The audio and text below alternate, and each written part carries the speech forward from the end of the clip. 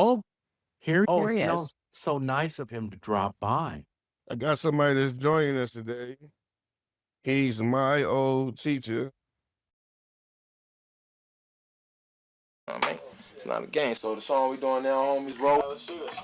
Rolling. We rolling. East side. Roll with us. West side. Roll with us. We rolling. East side. Roll with us. West side. Roll with us. Rolling. We rolling. It's up to me to open up other people's eyes and make them realize that it's more than this. It's just this right here, you know. He used to tell me our purpose in life is to teach. You know what I'm saying? Each one teach one. Because he used to work with people in wheelchairs and physically challenged people. And so basically my interview was, do you want to do this full time? But I had no idea what I was getting into. As time went on, it was a lot of things I didn't understand about these kids because I'd never experienced it, had no training or anything. There was a kid before Byron got there. I couldn't understand why these kids had problems or attitudes. So I think that's where my patience started coming in because I couldn't figure out why. And as time went on, I found out, and I still stay in touch with a lot of the kids. I went out to dinner with a couple of kids and my supervisor, we go out to dinner every year. One of the young ladies said, Coach Spencer, you had great wisdom. I said, you have no idea how much you all taught me. Right. I said, I couldn't understand why kids that needed help had attitudes. Come to find out, and through all those years that I had worked there, because I did that for 40 years, through all those years that I did that, majority of the kids act out because their parents were divorced. So they felt like because of their condition was the reason why the parents were divorced. It might have been the case. It taught me how to take myself out of the equation. And then next thing I know, I never even planned on coaching that. I coached cross country, indoor and outdoor track. It helped me to deal with a lot of those kids because you just didn't know their background. That's what I used to tell Byron. It hit me one day when Byron said about what's your purpose on this earth. I learned that from the students. I used to work before they had stretched out pay out to 12 months. Before then, I used to work at a park not too far from me. They had paddle boats and I used to drive a little kids train. One day I was getting back on to make another run as these guys looked at me and went, Coach Spencer? And I said, yeah. I didn't know who they were. Next thing I know, the guy introduced me to his wife. They fed me the whole 9 yards. You know, the guys went, you know what I liked about you? And I was a little hesitant to ask. So they said, man, no matter what, you were always positive. So it didn't hit me right there until I got home and I thought about it. Then it hit me. I said, the day you walk outside your front door, you don't know who's watching you. What are you going to teach? And that's what I used to ask kids that all the time when they would act up. You don't know who's watching you. Somebody's always watching. These guys went there 4 years. I never even seen them, but they saw me every day. So that's how that came about. And a lot of times when I started coaching, some of the students would ask that question. They were always giving the usual answer. To get a good job, be a good person. No, that's what you saw. And one little girl tickled me with real condescension. She goes, to serve God. I said, well, if that's what you believe in, that's what you're supposed to do. I'm not talking about what you're supposed to do. What's your purpose? You don't know who's watching. I learned a lot all those years. When they say God works in mysterious ways, he put me in a situation that I didn't want to be in, but he knew that's where I was supposed to be. Because it changed my attitude, it changed my patience, it changed the way I look at stuff. It taught me how to take myself out of the equation. By the time Byron got there, I'm ready for it. Because he tried me now. I bet he did. Yes, he tried me, but one day I'm going to kick your butt. I want to see that. And ever since we've been tight. When you get stuff quick like that, you know, you don't even put yourself in the equation of dealing with folks or knowing how to communicate with people because everything comes so easy and you never had to work for anything. So that's what I teach because I got 7 grandkids and 2 great grandsons. Wow. My grandson, I was telling, because he's 15 and 16. And he comes over and we sit and talk. I've been teaching him how to play chess. And I use a lot of chess analogies, which he get. I said, now, Everybody wants to play white. They want to go first. When I play the computer, I win more games playing black than I do playing white because that moves second. This gives me a chance to see what you're thinking and see what you're doing. And that's what I learned all those years. I still keep in touch with a lot of them. I tell folk all the time, can't complain. Because when I watch those kids and some of the stuff that they went through and the home life, you'd be surprised. Hey, Coach. Yes, sir. How do you educate and encourage your teammates to understand and support their peers with disabilities? That's a good question. The only thing I did, I guess people just watch what I did. Example I can give you. The first thing when I started coaching, I learned I couldn't coach the way I was coached. I played high school football and I ran track in high school. And back then, you heard a lot of screaming and yelling. I found I couldn't do that. I only did it one time. And I yelled at this kid. She pulled me to the side and said, "Why are you yelling at a kid?" I never looked at it like that before. But that's how I was coached back then. It's like what you went through back then, especially this day and time, you got to be able to change with the time. And it's hard for a lot of people to do. Yes, it's hard for me to change because I'd be yelling at my kids, coach, like, "You better get your way." And you don't want the kids to be angry. So you got to calm down and try this another angle. Understand? And it took me a while.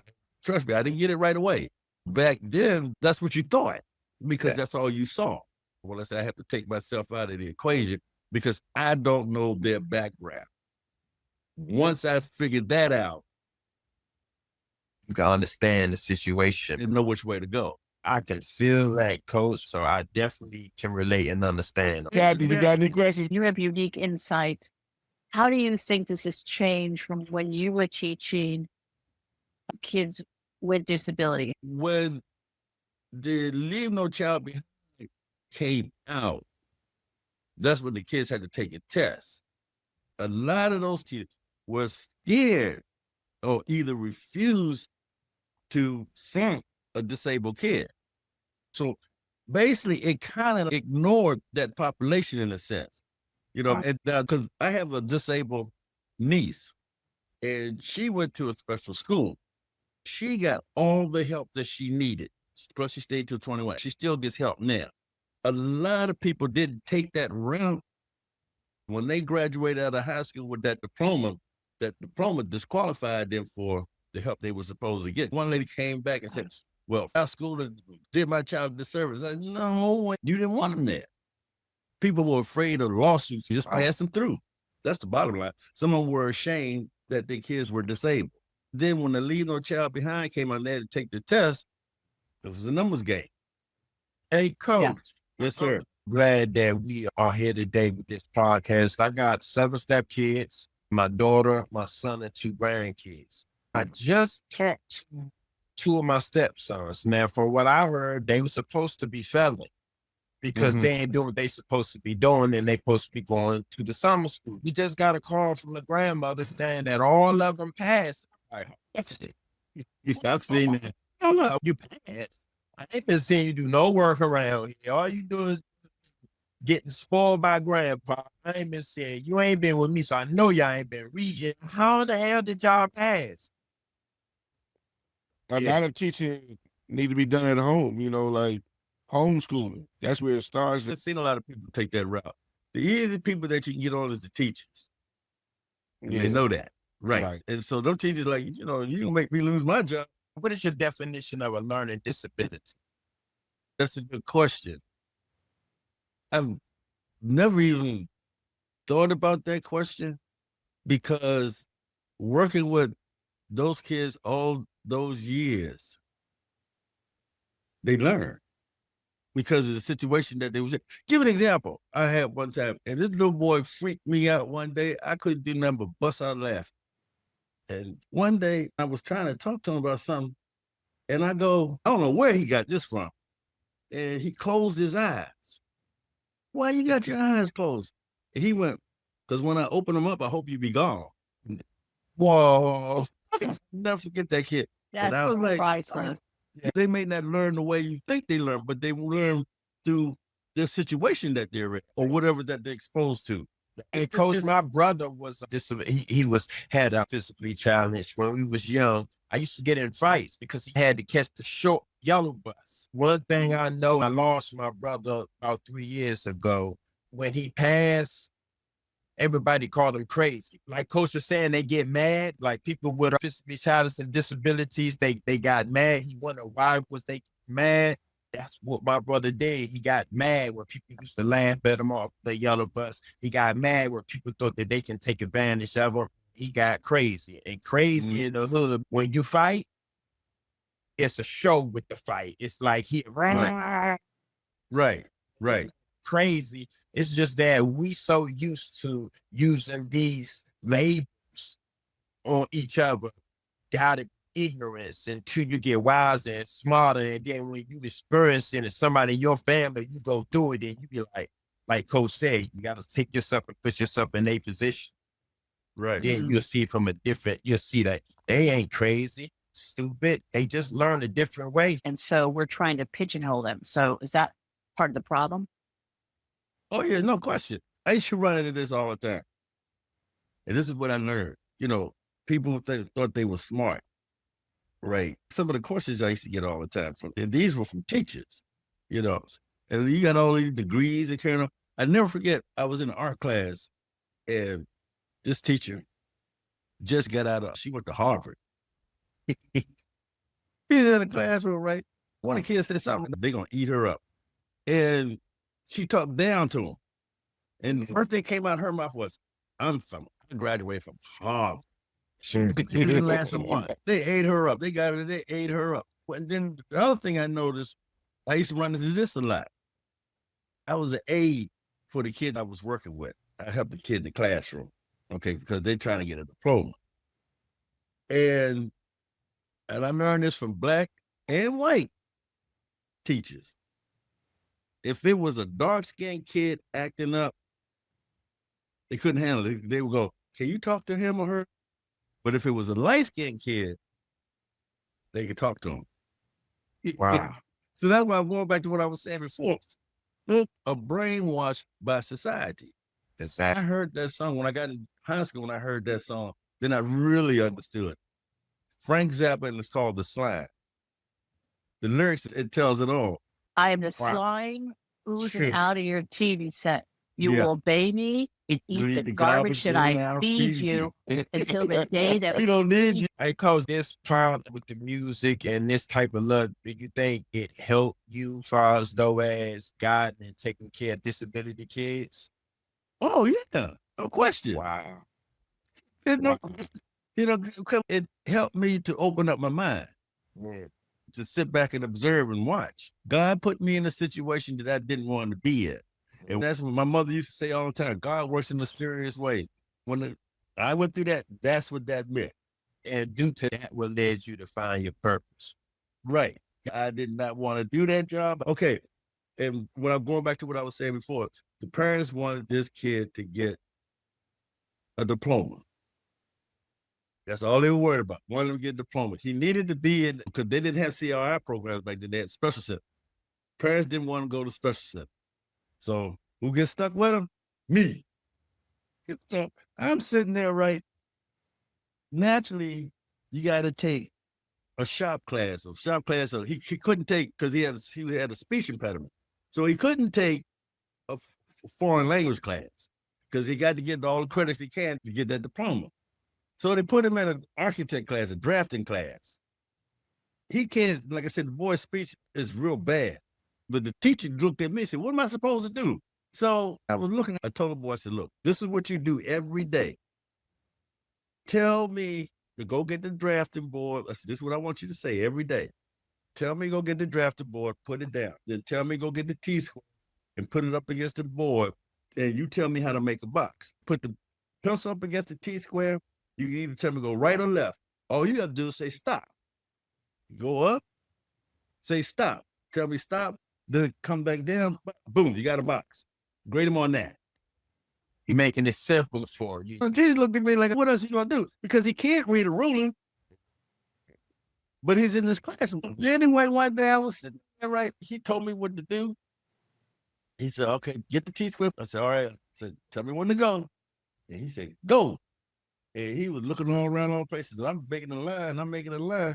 So next thing you know, I'm sitting there like this off the board. Right. I said, Ralph, I said, when you gonna tell me to stop? Stop. Her son wasn't in the right program, but they gave him a diploma. He wasn't qualified for the help he needed until he turned 21 because of that diploma. See, if he had been in the right class, he could have stayed till he 21, and all the benefits would have, after he finished, would have carried right over.